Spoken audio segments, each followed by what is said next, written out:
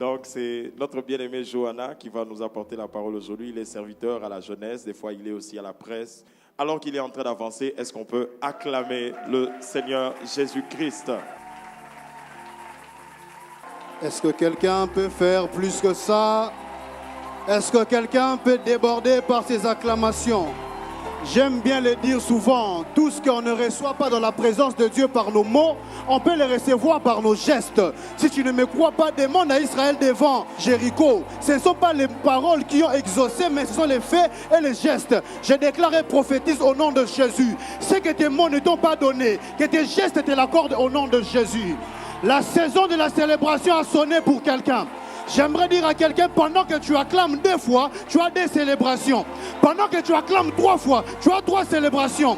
Pendant que tu acclames 4 fois, tu as 4 célébrations. Je déclare et prophétise que la saison de la célébration a sonné. Ce que j'aime avec le Seigneur, à chaque célébration est attachée une victoire. C'est-à-dire quand les humains célèbrent les divins accordent aux humains une victoire. Je déclare au nom de Jésus, dans les batailles de ta vie où tu as longtemps cherché la victoire, que la victoire te soit donnée. La première personne m'a dit Amen. Tape la main de ton voisin, dis-lui, la saison de la victoire a sonné.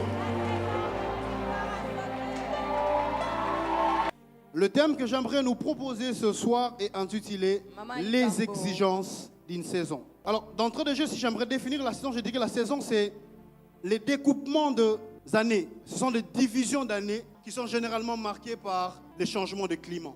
Dans l'ancien temps, les anciens pouvaient connaître que l'année est en train de passer, plus les saisons sont en train de passer. C'est-à-dire, si nous étions dans la saison de pluie, tout comme la saison sèche, et si prochainement nous arrivons encore à la saison de pluie, comprenons qu'une année s'est écoulée. Ainsi, si le temps et l'encheminement, la succession des saisons, la vie de quelqu'un est aussi ce qu'il est aujourd'hui à cause de la succession des saisons qui sont passées dans sa vie. Chaque saison exige une préparation particulière. Dans la saison de pluie, le manteau n'a pas la même valeur que dans la saison sèche. Il y a des saisons qui peuvent être un désavantage pour quelqu'un et un avantage pour l'autre. La saison de pluie peut être un désavantage pour le constructeur, mais un avantage pour le cultivateur. Alors j'aimerais dire à quelqu'un d'entrée de jeu, la valeur d'un homme est déterminée par la saison de sa vie. La valeur de quelqu'un est déterminée par la saison par laquelle il traverse. D'autres ont été méprisés parce qu'ils traversaient les déserts de leur vie, sans savoir que chaque désert d'aujourd'hui produit un Canaan de demain. Alors ainsi, puisqu'on parle de la saison et que la saison est attachée au temps, il faut une intelligence particulière pour la gestion de ce temps-là. Il est triste pour quelqu'un de se retrouver dans la saison sèche.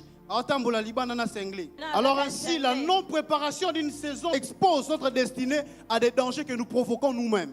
Alors ainsi, le Seigneur, lui, pour chaque saison qui nous attend demain, Dieu nous prépare aujourd'hui. Dieu, pour les saisons de combat futures, peut te préparer et t'armer dans le présent. Parce que Dieu sait voir la fin avant le commencement. Dans chaque exigence, il y a aussi des pièges du diable. Quand je parlerai de quelques exigences, je parlerai aussi de quelques pièges du diable. Frères et sœurs, nous sommes dans Matthieu 4.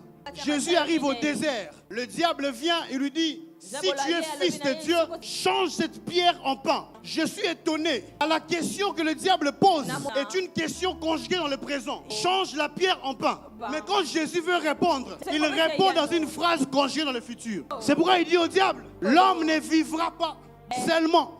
Écoute-moi, Dieu aime bien donner des réponses futures aux questions présentes. Dieu, pour des questionnements présents, il aime accorder des réponses futures. Parce que Dieu aime voir la fin avant le commencement. Le manque d'intelligence de la saison te poussera à taper à côté de ta destinée. Le pain est une matière, pour l'avoir, il faudrait aller par un processus. Il y a la farine et il y a autre chose qui vient après. Mais le diable lui demande non, change maintenant la pierre en pain. En matière de la saison, il y a 2 choses qu'il faudrait savoir entre le diable et Dieu. Le diable a été précipité sur la terre. Le Bible déclare, sachant qu'il a peu de temps. C'est lui qui a peu de temps, il est pressé. Il n'a pas le temps à sa disposition. Mais pour Jésus, il a dit, une fois on lui a demandé de faire un miracle, il a dit, mon heure n'est pas encore arrivée. Ça veut dire qu'il a tout le temps. C'est lui qui a tout le temps et patient. Comme le diable est impatient, Jésus est patient. Quand le diable te conduit à l'impatience. Mais quand Jésus va te conduire à la patience. Parce que pour Dieu, la destination n'est pas plus importante que le processus. Oui, le diable peut accorder une chose en passant par le mauvais chemin. Et quand Dieu te conduit, il connaît le chemin de ta destinée.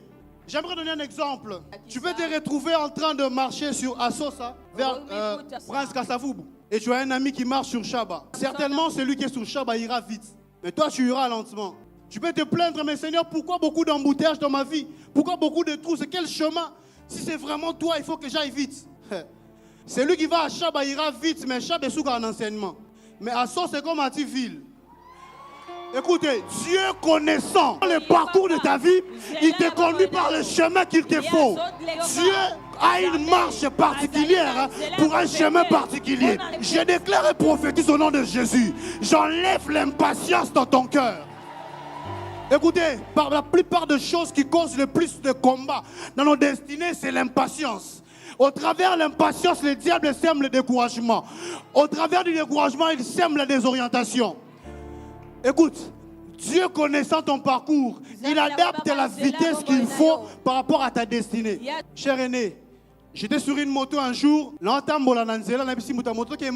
et quand il a accéléré, on a failli tomber. J'ai dit, mais papa, il m'a dit, j'ai dit, c'est normal, Dieu connaissant le chemin de ta vie, il va adapter la vitesse qu'il faut par rapport au chemin qu'il faut.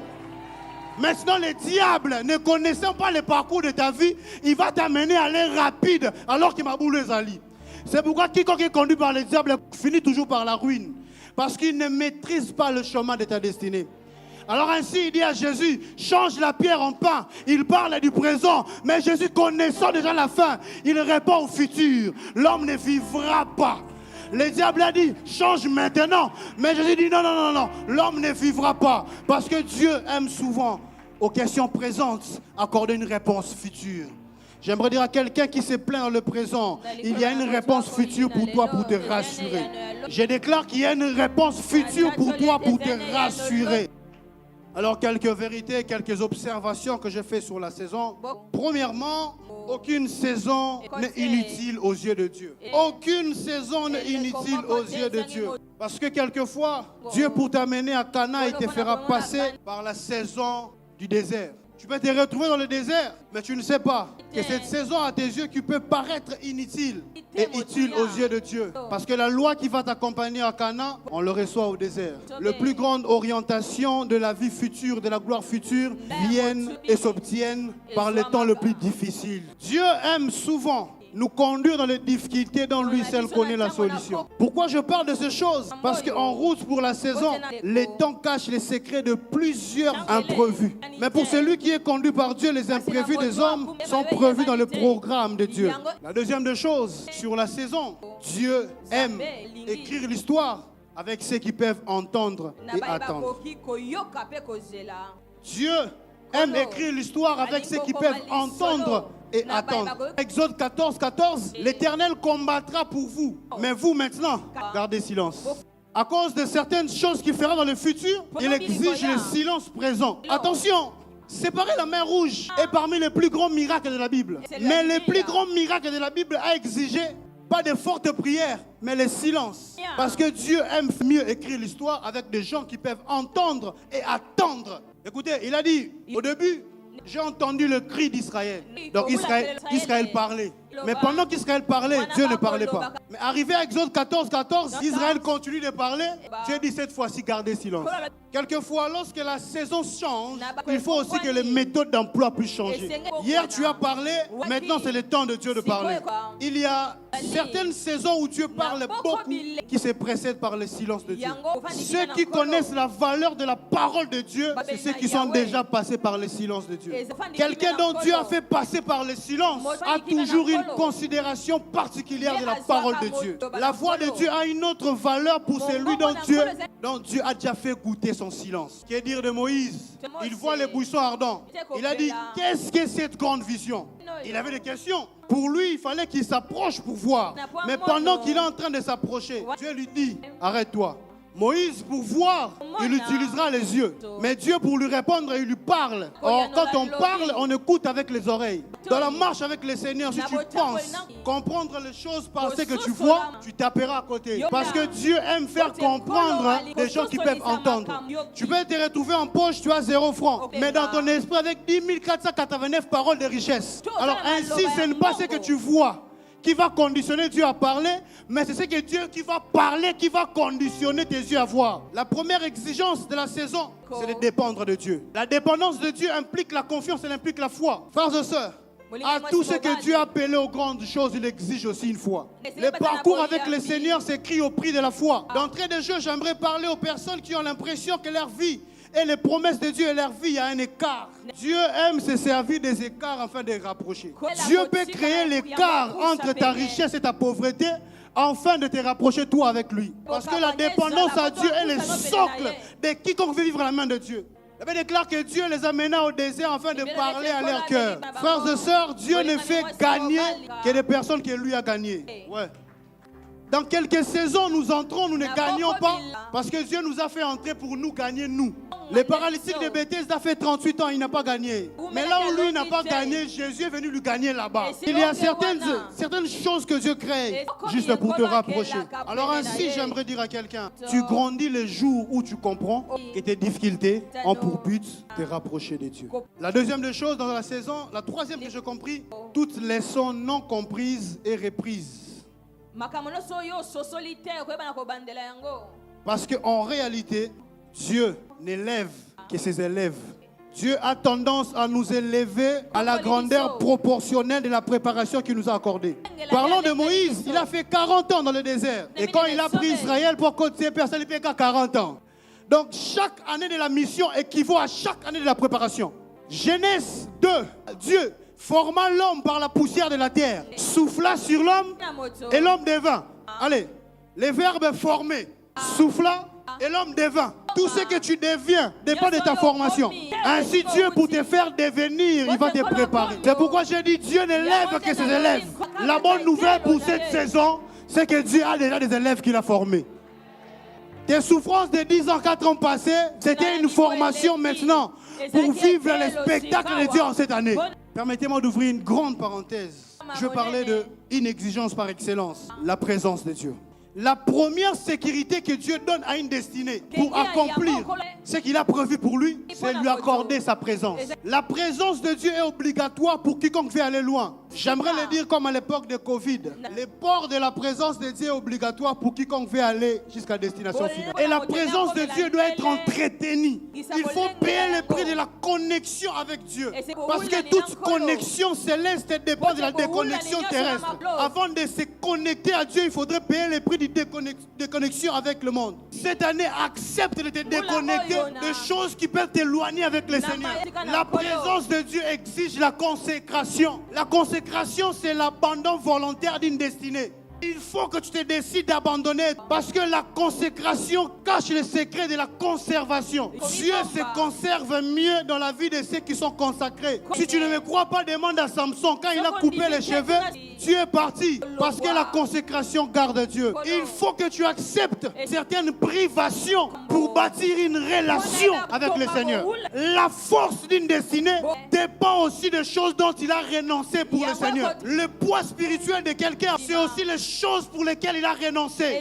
Frères et sœurs, présentons Jésus comme celui qui est élevé, on montre les sacrifices de la croix. Il y a certaines portes de gloire fermées parce que les sacrifices n'ont pas été adoptés. En cette année, il faut que tu comprennes. Parmi les grandes exigences, il y a les sacrifices. Il faut que tu apprennes à payer les prix. Frères et sœurs, dans la démarche de la consécration, il y a un piège. Le piège du diable, c'est le péché. Le péché ici constitue tout ce qui est contraire à la volonté de Dieu pour ton parcours. Parce que la consécration marche toujours avec des interdits. Joseph, avant d'accéder à la royauté, il a coupé les cheveux pour voir le pharaon. Mais quand Samson a coupé les cheveux, il a perdu sa consécration. Tu grandis le jour où tu comprends clairement quels sont les interdits de ton parcours. Le temps est venu de faire les choses, papa, parce que tout le monde les fait. Un mensonge reste un mensonge, même si tout le monde le dit. Une vérité reste une vérité, même si une personne le dit. Tu n'as pas besoin d'avoir les approbations des hommes pour payer les prix de tes interdits. La Bible déclare, le ciel est son trône, la terre est son marchepied. Ne marche sur la terre que des personnes qui ont le trône dans le ciel. La domination terrestre est fonction de la position céleste. En cette année, il faut que tu montes dans ta position, dans les choses de Dieu, afin de dominer les choses terrestres. Le diable a dit à Jésus, change la pierre en pain. Il lui a fait sauter le processus. Ok, roluka farine te, on a moto te. Mets directement, prends directement le pain. Le piège du diable, c'est quoi? Rendre facile pour toi les choses du monde, afin de rendre difficile pour toi les choses de Dieu. Il y a certaines personnes aujourd'hui qui vont se dire, on a la chance, na zouara ba homme marié, na ba chance, na kuta na gara ba femme mariée, na kuta na gara esika fraude salema. Frères et sœurs, le diable est en train de faciliter les choses du monde pour toi, afin de rendre difficile pour toi les choses de Dieu. Parce qu'il y a un secret. La main de Dieu n'est opérationnelle que là où il y a ses yeux. Lorsque tu sors du champ visuel de Dieu, il n'y a plus la main de Dieu qui te touche. C'est comme ça. Lorsque Adam a péché, Adam est allé se cacher. Aussi Dieu qu'il soit, il dit, où te caches-tu? Ça veut dire que je ne te vois plus dans mon champ visuel. Et remarquez avec moi, toutes les condamnations que Dieu a données, c'est parce qu'Adam restait caché. Quand Adam est sorti, Dieu a maintenant fait un habit pour lui. Tu souffriras de manque, plus tu es loin de Dieu. Les rapprochements vers Dieu a toujours eu des bénéfices. Il faut que tu payes le prix de te rapprocher de Dieu. Dieu dit, ma main n'est pas courte pour agir, mais ce sont vos péchés qui mettent une mur. Cher aîné, le mur n'est pas transparent. Le mur a une particularité, c'est qu'elle cache. En d'autres termes, ce sont vos péchés qui mettent une séparation. Une autre particularité du mur, c'est qu'elle nous empêche de voir à l'intérieur. En d'autres termes, vos péchés vous enlèvent du champ visuel. En cette année, la saison qui est passée, tu as été longtemps loin du champ visuel. En cette année, maintenant, il faut que tu sois localisable. La Bible, parlons de Hébreux 11. La plupart des choses qui font que plusieurs personnes se perdent, c'est la longueur du chemin. Plus le chemin est long, les gens ont l'impression qu'ils veulent se relâcher. Mes frères et sœurs, la Bible a déclaré en disant, la foi est une ferme assurance de choses qu'on espère. Virgule, une démonstration. Écoute, à chaque instant que tu veux quitter de l'espérance pour la démonstration, tu rencontreras toujours une virgule. Toutes les personnes qui ont vu la démonstration sont passées par la virgule. Tu n'es pas la première personne. La virgule peut être les tentations, ça peut être les combats de la vie, les combats de famille, les temps difficiles. La virgule, c'est que j'aime, elle n'a pas pour but d'arrêter la phrase. La virgule est une courte pause qui permet de continuer l'idée de la phrase. Malgré les combats et les batailles de ta vie ne se limitera pas. Je déclare, les combats ne t'arrêteront pas en chemin. Parce qu'il y a une deuxième partie de ta vie que tu dois expérimenter. La Bible déclare en disant, lorsque Jésus veut ressusciter Lazare, Jésus commençant par pleurer. On dit Jésus pleura. Frères et sœurs, j'ai bien dit qu'une saison peut être un avantage pour quelqu'un et un désavantage pour l'autre. Ceux qui combattent ta vie, ils constatent que tu pleures. Mais Dieu fera aussi en sorte qu'il constate aussi quand tu te réjouiras. La Bible déclare en disant, Jésus pleura. Frères et sœurs, le chemin de résurrection passe par les routes de pleurs parfois. Jésus n'a pas ressuscité Lazare avec ses yeux, mais avec sa bouche. Ce n'est pas sa bouche aussi qui a pleuré, mais c'est les yeux. Dieu, pour motiver ta bouche à parler, il peut faire pleurer tes yeux. Quelquefois, les larmes du passé ouvrent la porte de la résurrection future. Je déclare au nom puissant de Jésus-Christ que tes larmes du passé soient des clés qui ouvrent ta résurrection future. La Bible dit, lorsque Jésus vient vers Marthe, Marthe dit, il sent déjà. Jésus a dit, n'étais-je pas dit? La phrase est dans le passé. Si tu crois, c'est dans le présent. Tu verras dans le futur. Marthe a dit, ça fait combien de jours? Ça fait 4 jours qu'il sent déjà. Ça fait 4 jours, c'est la phrase du passé. Il sent déjà dans le présent. Les combats de ta vie, les défis de ta vie ne connaissent que ton présent et ton passé. Mais quand Jésus vient, il apporte et le passé, et le présent, et le futur. Je déclare au nom de Jésus que la porte du futur s'ouvre maintenant. Je suis en train de parler aux personnes. Dans cette année, ils ont un rendez-vous avec leur futur. Je déclare et prophétise, la qualité de ton futur va essuyer tes larmes du passé. Je déclare que la qualité de ton futur essuiera tes larmes du passé. Aide-moi à dire à ton voisin, quelquefois les larmes des yeux sont les alarmes de la bouche. Est-ce que vous connaissez l'alarme? J'aimerais dire à quelqu'un ceci. Alors, Nzambe, pour activer ces eaux de résurrection, ainsi les larmes des yeux sont les alarmes de la résurrection. Écoute-moi, plus je pleure, plus je crois encore à ma bouche. Plus je pleure, plus je crois encore à ma bouche. Ils t'ont fait pleurer, mais ils ont oublié que ta bouche est encore disponible. Je déclare au nom de Jésus, pour les personnes qui ont utilisé leurs yeux, c'est la saison d'utiliser la bouche. C'est la saison d'utiliser la bouche. C'est la saison d'utiliser la bouche. Dieu permettra parfois qu'on touche tes yeux, mais que ta bouche soit encore opérationnelle, mon Dieu. Ils ont rendu non opérationnel les songes de Joseph, parce qu'après être vendu, Joseph n'a plus rêvé. Mais ce qu'ils ont oublié, lorsqu'il ferme la gauche, Dieu ouvre la droite. Écoute-moi, il y arrive toujours une saison dans la vie où Dieu se décide de te faciliter la tâche. Il arrive toujours une saison où Dieu fera en sorte que ceux qui sont en train de courir arrivent en retard, mais que ceux qui marchent arrivent avant. Si tu ne me crois pas, demande à Élie. Akaba est parti avec le char, mais Élie qui marchait est arrivé avant. La saison a sonné, où ceux qui ont couru vont arriver en retard, parce que c'est la saison maintenant de ceux qui sont en train de marcher. Lorsque Dieu te facilite la tâche, les absents deviennent présents. Dis à ton voisin, les absents deviennent présents. Ça faisait 4 jours dans la liste des vivants, Lazare était absent. Lazare était absent. Mais quand Dieu se décide de te faciliter la tâche, les absents, il était arrivé une saison lorsque Jacob était en train de bénir ses enfants. Quand il a vu la royauté, il a dit Judas. Mais lorsque Dieu maintenant est arrivé, il a commencé avec la royauté, avec celui de Benjamin. Dieu aime souvent tourner son visage aux personnes que le monde a tourné le dos. Je parle aux personnes dont le monde a tourné le dos. En cette saison, Dieu te verra en face. Lorsque Jacob a fait le programme, il a mis Benjamin absent. Mais quand Dieu a fait le programme, il a fait en sorte que les absents dans la liste de Jacob soient présents dans la liste de Dieu. Dans la liste de la famille, tu peux être absent, mais dans la liste de Dieu, tu peux être présent. Je viens déclarer au nom de Jésus-Christ, dans les listes initiales, tu peux être absent, mais dans la liste définitive, Dieu va t'insérer. En cette saison, je déclare au nom de Jésus-Christ que Dieu insère, que Dieu insère. Les absents d'hier soient insérés dans le présent.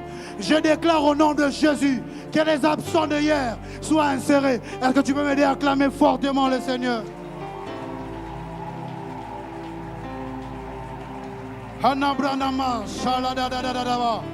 Tu vas faire avec moi cette prière.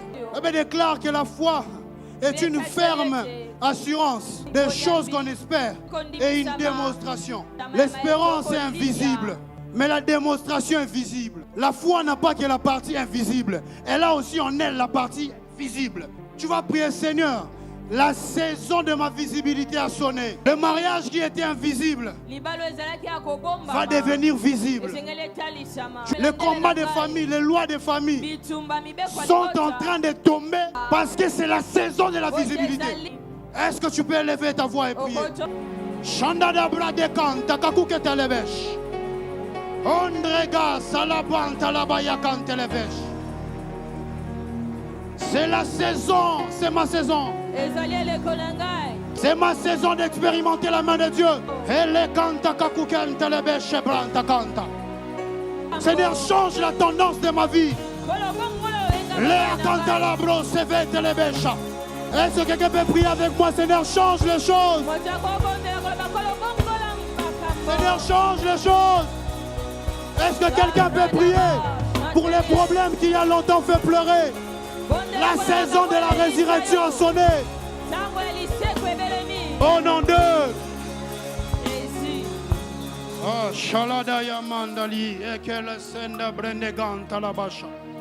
je le sens dans mon esprit.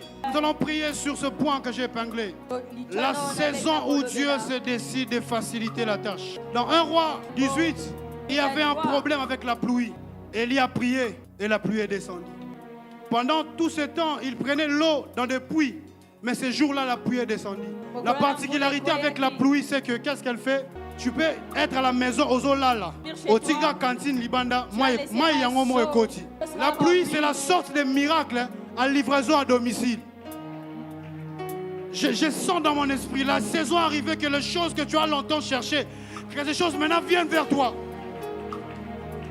Les gens qui ont rendu ta vie difficile, la saison est venue où Dieu doit te faciliter. Je m'adresse aux personnes donc qui ont l'impression que la vie est difficile. Dieu peut te faciliter la tâche. Nous allons prier, tu vas prier, tu vas pleurer, tu vas déclarer: Seigneur, facilite-moi la tâche en cette saison. Seigneur, décharge-moi en cette saison. Est-ce que quelqu'un peut élever sa voix maintenant? Il faut que Dieu te décharge. Pour des personnes qui ont l'impression que le combat est en train de peser sur leurs épaules, il faut que Dieu te décharge.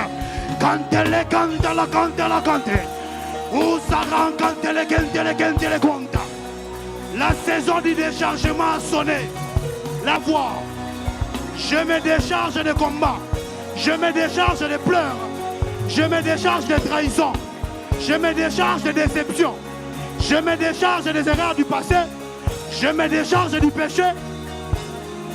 Allah akale esufa milda kanta kakukentele kentele kentele. Undere ketele beshakata la batalovo. Je me décharge des poids de combat. La saison de ma délivrance a sonné. La saison de ma délivrance a sonné.